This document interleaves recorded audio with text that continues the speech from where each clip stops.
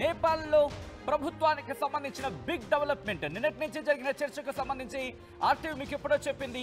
నేపాల్ తాత్కాలిక ప్రధానికి సంబంధించి చర్చ జరుగుతున్న క్రమంలో సుశీల కర్కీకి సంబంధించి అంశానికి సంబంధించిన బిగ్ డెవలప్మెంట్ న్యూస్ మీరు చూస్తున్నారు. నేపాల్ తాత్కాలిక ప్రధానిగా సుశీల కర్కీ మరికొద్ది సేపట్లో ప్రమాణ స్వీకారం చేయబోతున్నారు. ఈ అంశానికి సంబంధించిన బిగ్ బ్రేకింగ్ న్యూస్ చూస్తున్నారు.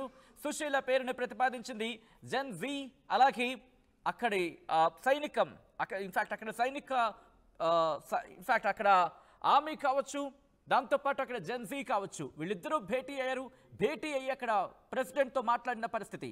ఈ నేపథ్యంలోని జెన్ జీ సుశీల కర్కీ పేరుని ప్రతిపాదించింది అక్కడ సైన్యంతో. ఈ నేపథ్యంలోని జెన్ జీ ప్రతిపాదనను అంగీకరించారు అక్కడ అధ్యక్షుడు పౌడెల్. నేపాల్ పార్లమెంట్ ని రద్దు చేశారు రామచంద్ర పౌడెల్. కాసేపట్లో ప్రమాణ స్వీకారం చేయబోతున్నారు సుశీల కర్కీ. నేపాల్ తొలి మహిళా చీఫ్ జస్టిస్ గా పనిచేశారు సుశీల కర్కీ. నేపాల్ న్యాయ వ్యవస్థలో లేడీ సింగంగా కర్కీకి గుర్తింపు ఉంది.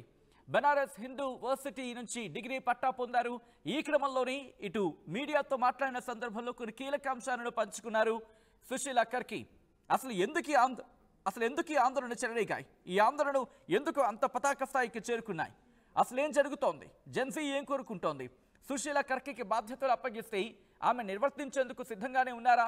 ఎందుకంటే చాలా పేర్లు తెర మీదకు వినిపించాయి. సుశీల కర్కీతో పాటు అక్కడి మేయర్కి సంబంధించి బాలన్ ఆయన పేరు వినిపించింది. అలా ఒక 2-3 పేర్లు అయితే వినిపించాయి. కానీ సుశీల కర్కీ వైపే జెన్సీ ఇటు ప్రాధాన్యత చూపించింది.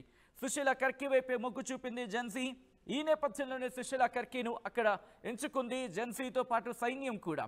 సైన్యం జెన్సీ కలిసి అధ్యక్షుడు పౌడెల్కు ఈ అంశాన్ని వివరించాయి. ఈ నేపథ్యంలో మరి కాసేపట్లో తాత్కాలిక ప్రధానిగా సుశీల కర్కీ బాధ్యతలు చేపట్టబోతున్నారు.